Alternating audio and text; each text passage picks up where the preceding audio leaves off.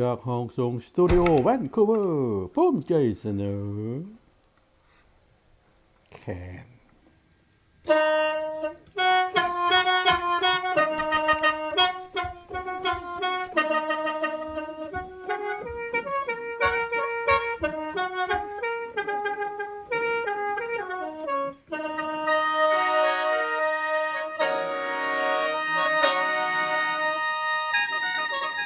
บัดนี้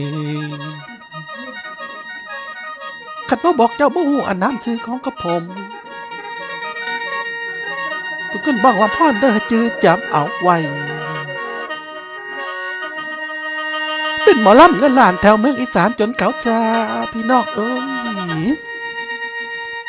ชาจนดังตึงอันเขาเว้าจะเล่ากันพี่น้องเอ้ย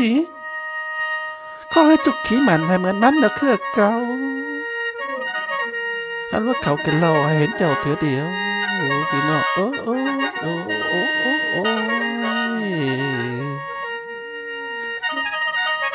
เพิ่นว่าทุกโลกนี่มีแต่แดดกับฝนตกอยู่ในคนมีแต่จนกับรวยพี่น้องเอ้ยอ้ายได้อกอังเอาอกอังมาโน่นไหน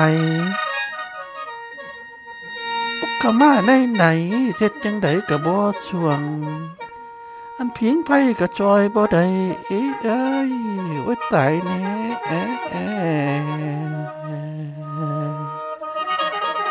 แม่นแน่เนาะโอ้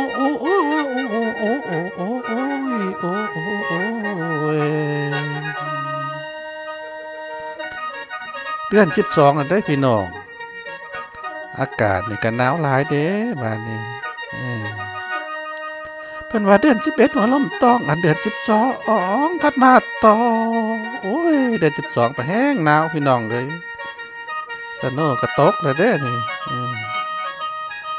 โอ้ยหนาวก็มาจังสิหาจู่จะก้อมหนออ้อนเด้อพี่น้องโอ้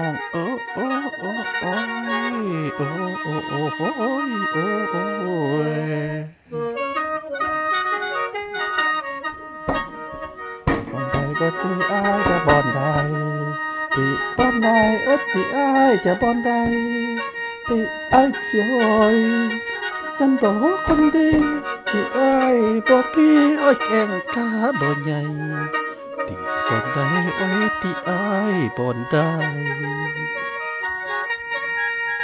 ตีว่าหัวไอ้หลานผัดล้านอ้ายปันแห้งแป้นได้นอก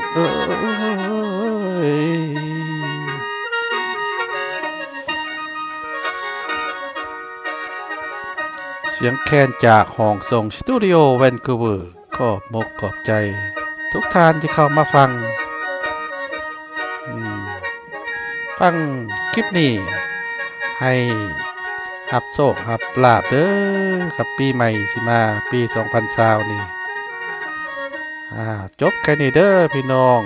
ลาก่อนโชคดีเมื่อสุขคนแฮปปี้นิวเยียร์